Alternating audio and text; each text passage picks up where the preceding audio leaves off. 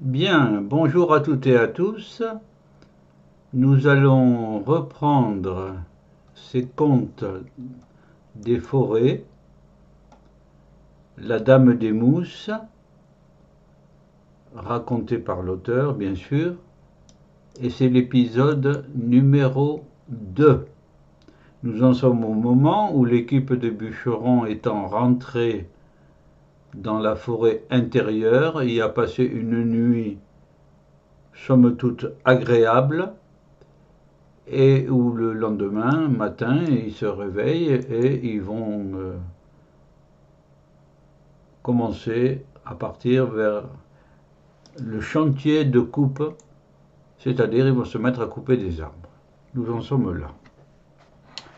Donc, le lendemain, les bûcherons partirent vers le chantier de coupe. Ils s'égayèrent sur le parterre, se répartissant les plus beaux arbres. Les bruits des cognets résonnèrent clairs et francs. Ils allaient à travers la forêt comme le son d'une cloche qui célèbre un événement. Ding dong, ding dong, dong dong dong. Personne ne savait que c'était le tocsin. Le tocsin. Quand le premier chêne tocsin tomba, il y eut une grande plainte. Déjà, à chaque coup de cognet, il semblait trembler, vibrer et résonner lui-même du coup de fer qui lui tranchait les fibres. Avant de choir, sa cime hésita un peu, comme un dernier adieu au ciel bleu, puis l'arbre, dans un immense craquement, dans un déchirement intense, dans le bruit d'une plainte effeuillée, s'abattit. Charles, le grand bûcheron, un colosse, s'approcha de la souche et essuya familièrement le fer de sa fidèle cognée. Sur le tranchant ruisselaient quelques gouttes de sève. Elle était collante et rouge. Charles en fut surpris, car ce n'était pas du caractère du chêne tocsin. Ça aurait été un aulne. La coupe aurait été toute rouge orangée, presque comme du sang. Mais là, c'était un mystère, un avertissement. Mais cela, il ne le savait pas encore. La journée s'écoula à l'ombrée fraîche de la forêt. Si d'autres bûcherons avaient fait la même constatation, et en vérité ils l'avaient faite, nul n'en parla. Il y avait entre eux comme un accord tacite de ne pas parler de ces choses-là. Ils préféraient s'égayer de leurs habituelles plaisanteries rudes. Le lendemain, ils retournèrent sur un nouveau chantier. Or, voici ce que raconta Fridley, Jean Fridley. Et quand il me le dit, car n'oubliez pas qu'il me raconta une partie de sa vie la plus notable, dans ce conte, il y avait dans sa voix et son regard rêveur tout l'étonnement de cet instant-là, comme s'il le revivait. Il était parti pour abattre un vieil et bel érable. Son chemin croisa celui d'un ruisseau. Il s'en approcha et s'agenouilla sur les mousses pour regarder le fond de l'eau. C'était chez lui une manie qu'il avait depuis l'enfance. Il avait toujours été fasciné par l'onde, ses jeux de miroir et de course, ses cascatelles bruissantes et ses lumières diaprées. Son père et sa mère et le curé de son enfance lui avaient aussi raconté tant de contes anciens qui peuplaient les fontaines, les ruisseaux, les cascades d'un monde merveilleux, que chaque fois qu'il revenait près d'un cours d'eau, c'était ce petit garçon qui courait devant lui, c'était lui. Il était là, à laisser emporter son regard au cours ondulant de l'onde, comme une brindille, quand il accrocha quelque chose d'insolite. De loin, c'était comme un petit bâton couvert de mousse. Il s'approcha. C'était raide, mais ce n'était pas du bois. Jean Friedli se signa, car ce qu'il avait pris dans ses mains lorsqu'il écarta un peu les mouches, c'était un petit homme. Au tout petit, pas plus haut qu'une pigne. Étaient-ce les mouches qui lui avaient donné cette couleur? Son visage était gris, et son curieux vêtement fané de teintes verdâtres. Il portait 2 chaussons pointus et un chapeau de même orné d'une boule rouge qui ressemblait à s'y méprendre à celle du grand hou, le hou dont on décore la fête de la Noël. Était-ce donc vrai ce que racontaient les anciens, mais que nul n'avait vu? Il s'agissait d'un elfe, d'un Corrigan, d'un de ces représentants de ce petit monde que révélaient les récits.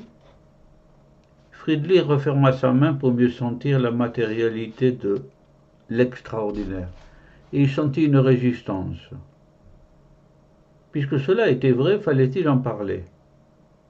Ne le prendrait-on pas pour fou? Il valait mieux ne rien dire. Manifestement, le petit être était inerte, mort hélas. Jean Friedli avait un respect instinctif de la mort sous toutes ses formes. Aussi alla-t-il sous un vieux chêne, creusa un trou dans l'humus, enterra l'elfe et recouvrit cette tombe de mousse. Il avait ouï dire que ce peuple-là avait ses dieux ignorés d'avant la conquête du christianisme. Néanmoins, à l'aide d'un canif et d'une branche de noisetier, il confectionna une petite croix, ligaturée avec de l'écorce du coudrier, qu'il posa sur le petit tumulus. Puis, se mettant à genoux, il récita une prière. Autour de lui, la forêt silencieuse se recueillait. Il retourna, songeur, à sa cognée, puis il menaçait pas vers l'érable. Il ajusta son cou et commença l'entaille. Au loin, il entendait l'écho des haches de ses compagnons qui résonnaient en cadence. Les bûcherons chantaient en jetant leur fer à toute volée. C'était leur fête, c'était leur joie, c'était leur force, la force de l'homme sur la nature, la force de vie qui s'épanchait. C'était leur sang, c'était leur sève qui battait dans leurs muscles bandés comme un défi aux masses imposantes des arbres.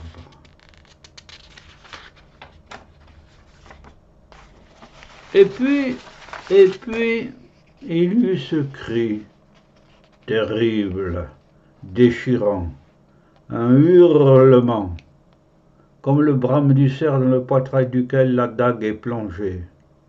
Cette révolte, suivie de l'abandon. Friedli en jeta sa cognée de surprise et se précipita du côté d'où venait le cri. Celui-ci s'était tu. Un silence angoissant planait. Friedli courait sous les branches basses, à travers les halliers. Il arriva dans une trouée causée par la chute d'un chêne.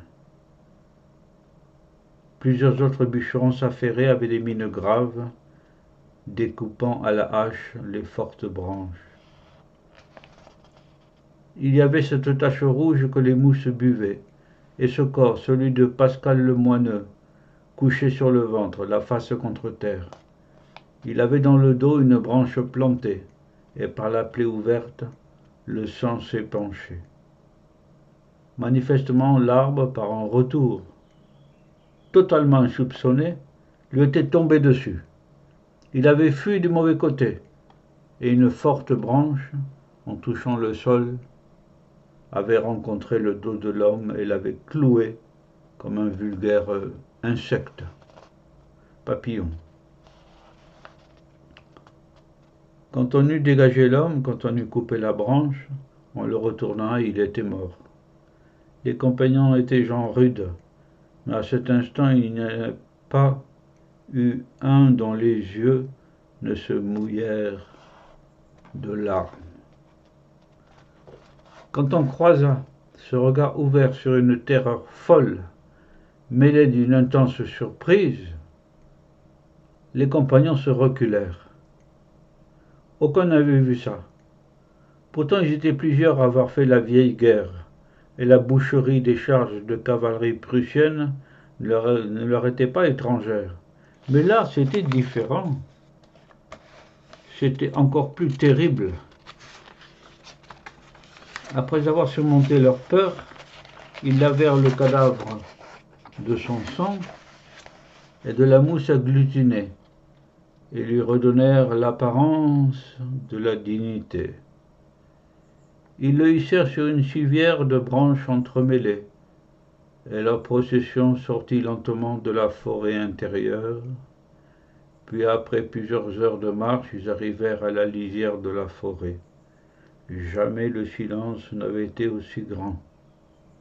Au plus proche du village, on trouva un curé. Dans la tombe, suivant la coutume, on mit à côté du mort sa fidèle cognée. Ce fut tristement que, 2 jours après, les bûcherons regagnèrent la forêt. Ils essayèrent bien de chanter un peu, mais ce qu'ils ne comprenaient pas, c'était comment l'arbre avait pu tomber du mauvais côté. Aucun d'eux n'était novice. Ils savaient calculer le point de chute d'un arbre, notamment par une entaille adaptée. Ce coup du sort était invraisemblable. Quand ils atteignirent le fossé et la lisière aux osmondes, ce sentiment pesant se fit encore plus lourd. Ils avaient l'impression d'une forêt sépulcrale. C'était comme si la forêt était devenue le tombeau de leur ami. Pour eux, il y avait comme une malédiction, comme un maléfice, qui s'attachait désormais à cette partie de la forêt. Leur langue s'était déliée, et ils en parlaient. Chacun y allait de son histoire, de ses récits des anciens, de ses malédictions, qui s'attachaient au pas des bûcherons quand un malheur les avait frappés. La forêt maudite frappait leur esprit. Les mains calleuses serraient les manches des cognets. Il y avait dans ce réflexe un mouvement de défense et une crispation de vengeance. Mais ce qui dominait, c'était une sorte de peur. La peur. Les hommes ne regardaient même plus la forêt, tant ce sentiment était diffus, et flottait à travers le sous-bois comme une légère brume blafarde. De fait, quand ils eurent rejoint leur campement, les premières journées qui s'ensuivirent furent consacrées à de menus travaux. Les bûcherons éclaircissaient le sous-bois, nettoyant les fourrés, abattant les jeunes arbres, les baliveaux, et traçant ainsi un réseau de voies. Ils travaillaient le plus souvent en groupe. C'est au cours d'un de ces travaux que le basque Irigoyen fit une curieuse découverte. Il était parvenu dans un endroit où la forêt se clairsemait sur un éboulis. Des rochers aux formes rondes apparaissaient de loin en loin. C'est en gravissant l'un d'entre eux que le bûcheron découvrit un paquet d'étoffes. Il avait une forme carrée et une dizaine de centimètres d'épaisseur.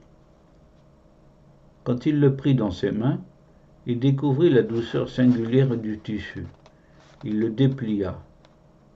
L'étoffe était en fait une espèce de tunique, de la taille d'un homme.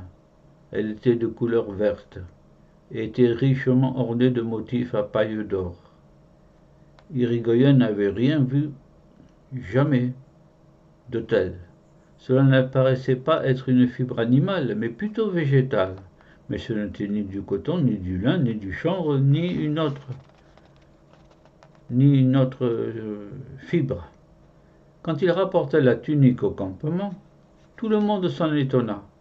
Tous tinrent à toucher l'étoffe, et ce fut un émerveillement. Cette découverte était singulière. Que faisait cette étoffe dans la forêt, en aussi bel état, et qui devait valoir cher? Depuis combien de temps y était-elle? Ni le gel, ni la neige, ni la pluie ne l'avaient abîmée. Elle était au contraire comme neuve. Se pouvait-il que quelqu'un l'eût abandonnée, l'eût perdue? Mais qui pouvait circuler dans la forêt intérieure, dans cette partie totalement ignorée des hommes? Eh bien, voici